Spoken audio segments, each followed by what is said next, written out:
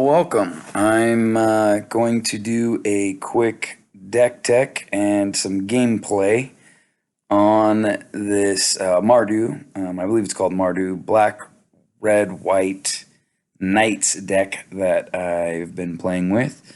Had some pretty good luck with it so far. I'd say about, I don't know if I've quite played 10 matches, but it was like either 9 or 10, and I think I went either 6-3 or 7-3 with it so far. So I'm going to add. So let's talk through the deck. I've got 4 Knights of the Ebon Legion, 4 Worthy Knight. Love the token generation with this card. Smitten Swordmaster. Don't know if I've completely got the value out of this. I hoped I would with the Curry Favor. So I don't know. I may end up swapping it out later, but I don't know. I'll play with it a little bit more and decide what I want to do with it. But it is still okay. Wintermoor Commander, great card. Obviously, the Death Touch and the fact that its toughness can just keep getting bigger and bigger. Inspiring Veteran in there for obvious reasons. Sky Knight Vanguard, pretty cool, more token generation. I've gotten some decent value out of this card, maybe a little bit more than I expected. Not in every game, but it's won me a game or two. So I do like having it in here for sure. Yeah. I've got Murderous Rider in here for obvious reasons. I mean, destroying a creature or a planeswalker. Great card, obvious add. In the lifelink 2/3 on the back end, just bonus for that card. Great card. Prison Realm for some kind of limited form of removal here. Plus, gotta love the scry at the end to fix your next draw. Knight's Charge, been okay. I was hoping to see it be a little bit more effective for me than it's been, but I don't know. I'll just keep playing with it a little bit. Leave it in here for now, but I may end up taking it out later, just see how it goes. Soren, I kind of had just an extra spot to fill and threw him in there just because I wasn't sure quite what I wanted to do. He only came out in like hardly any of the games I played. So definitely one that I'll look at potentially taking out. I looked at maybe putting in Narset for giving everything first strike, plus, removal, but I don't know. Circle of Loyalty, super awesome card, giving everything 1/1 and being able to pump out night tokens. Just a really awesome card, especially for, getting it out for lower than 6 mana cost. Just gives it great value. The lands I've got here, I haven't quite settled on this, but this is what I've been playing with mostly.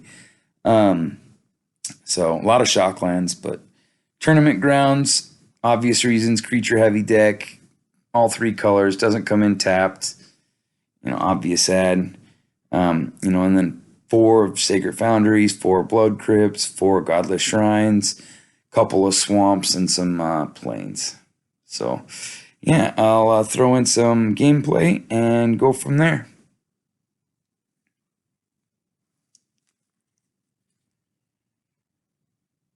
So I'm doing this audio after the fact for these gameplays, but I'll do my best to just kind of walk you through what I was thinking as the game was going on here.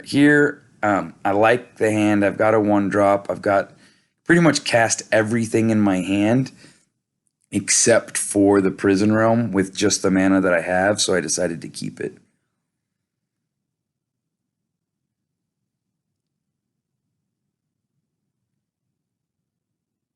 And this one I'm also playing, almost like a mirror match. I can't remember if this one was complete Mardu or if it was just black-white, but another Knights deck.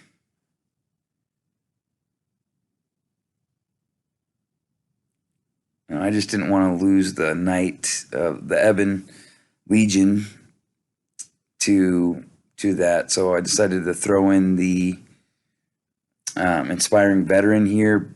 Boost up my Knight of the Ebon Legion. I don't attack just because I want to scare off their attack.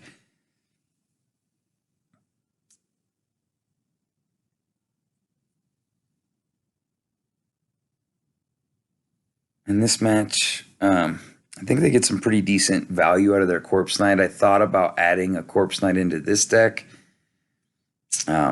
I do run the Corpse Knight in a black-white Knights deck that I've put together for Throne of Eldraine, but I didn't put it in this deck. I may end up throwing it in there and just seeing how I like it. So here, I think I went with another Inspiring Veteran just to further boost up my stuff. Decided not to attack again. I just didn't want to lose anything that I had. Trying to kind of being cautious to wait and see what came about with theirs, but yeah. Other than maybe the Corpse Knight, there just wasn't anything worth trading there, and I didn't want to lose one of the creatures I had in a trade. I felt like I had the better value out there. So this 1/1 Death Touch is always kind of a pain in the butt.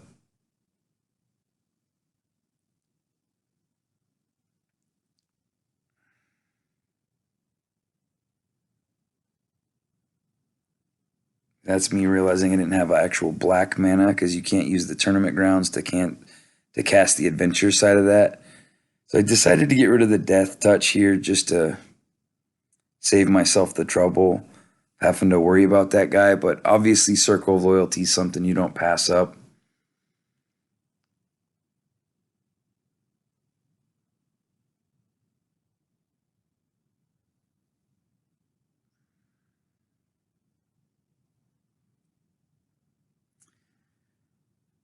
Chromatic Lantern, good card, given all their basic lands, being able to tap for any color. Kind of a cool addition.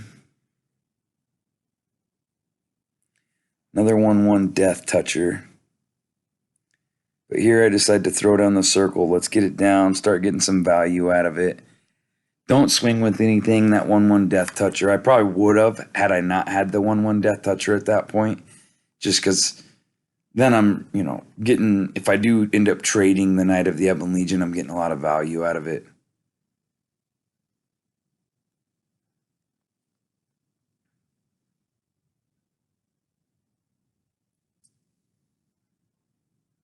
There you can see why that card's so good. Being able to ping out my guy. Not sure why, it looks like they were being really cautious here as well.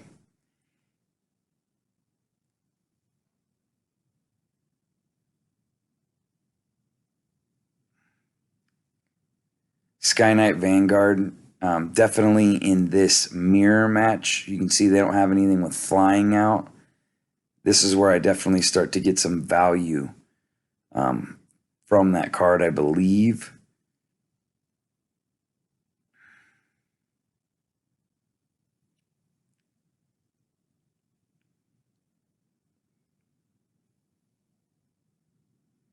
With no aerial blockers, I'm not sure why they didn't go for the Vanguard there. The other guy was nice, but what was he going to do? Trade with the 1/1 Death Touch? I don't know if I agree with that play from the opponent. Here, I think they end up not attacking at all. They kind of go back and forth on what they want to do. But them only having tournament grounds, I know that they're not going to do anything like crazy on my end. So I was like, sure, go ahead and attack with both. I would have gladly blocked with both. I think they've kind of realized, yeah, that wasn't the best move in the world.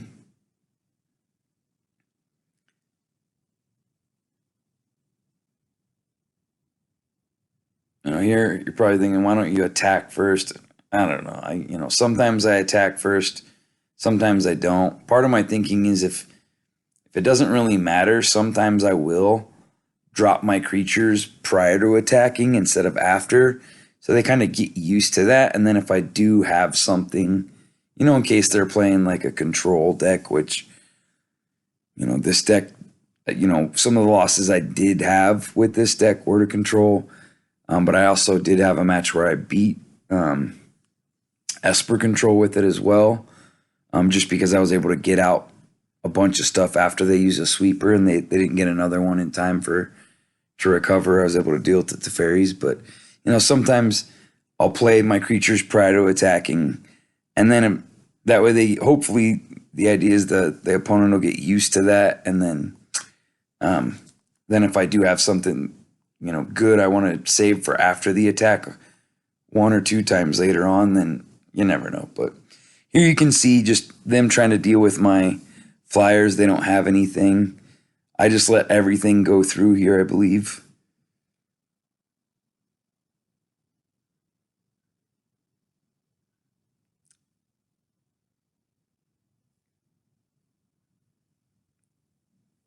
I did the quick math, and then here I just swung with everything. See, that would have been a good time to get some value from them losing the one life for each night I have and me gaining one life. But at the end of the day, it didn't really matter. I had enough to get through for the win anyway.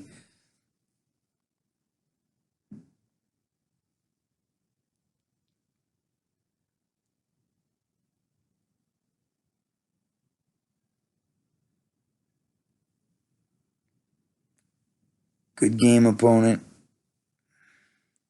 So there you can see I won the mirror match. Having those flyover guys definitely, I think, gave me some good value. And here's a match against Loop Dop. Again, decent hand. I've got the mana to play everything in my hand right out of the gate. So I decided to keep it.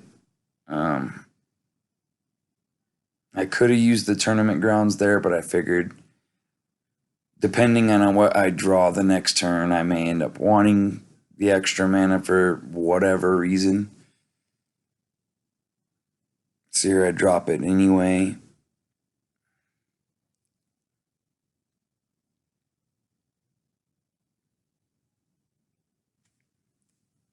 Obviously, the thinking there was, yeah, I could have got a flyer, but I wanted to beef up the Knight of the Ebon Legion, get some early damage in, or get rid of their goose. Either one would have been fine with me. Now we throw in the flyer.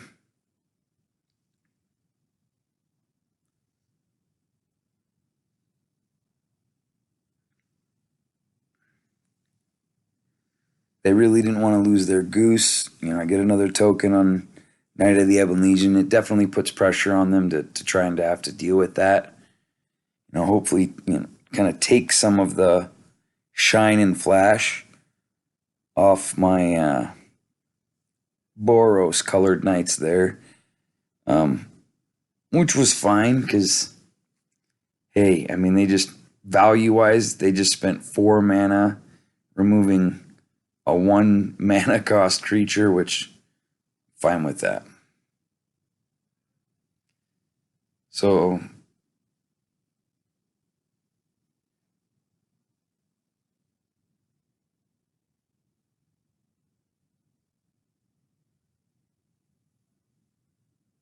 get some token generation.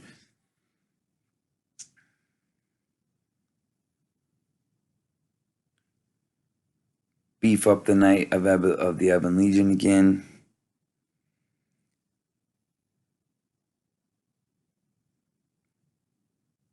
They drop down my Inspiring Veteran, but here, I believe I decided to go with the Night Charge because I didn't have the extra white mana for the circle. And I think that won me the game.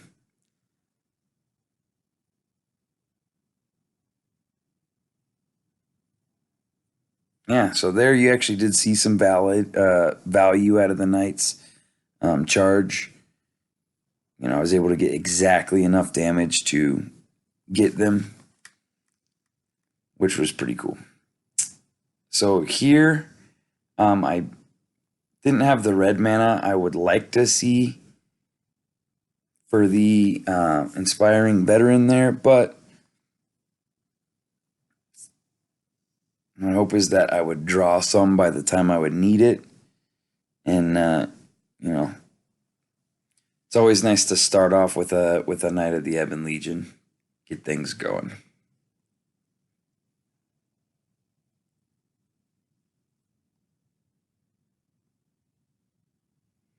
See there, I got lucky with the tournament grounds, throwing the veteran.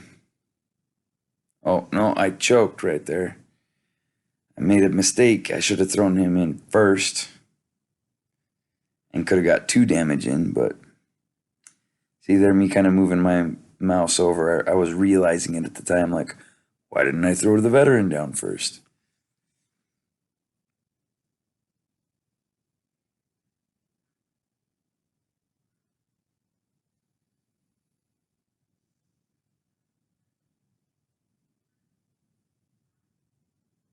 And here I'm debating. I decided to go ahead and ding them for 2. I'd like to normally wait a little bit longer before doing that. Get more knights out, but I always worry about sweepers. There's so many sweepers, I feel like. Cry of the Canarium, Time Wipe, Kaya's Wrath, whatever else. There's so much removal that I just worry about, get the value in while I can, is essentially what I'm thinking. But here they're pinging themselves for 2, which is nice. I think I Prison Realm this and then they concede because I've got some really good value out. And this wouldn't have completely killed them, but it's putting them in a really rough spot. Yeah. So there you could see a couple matches with the Mardu Black, Red, White Knights. Definitely a fun deck. I've been enjoying it a lot. Here's one last look at the deck list.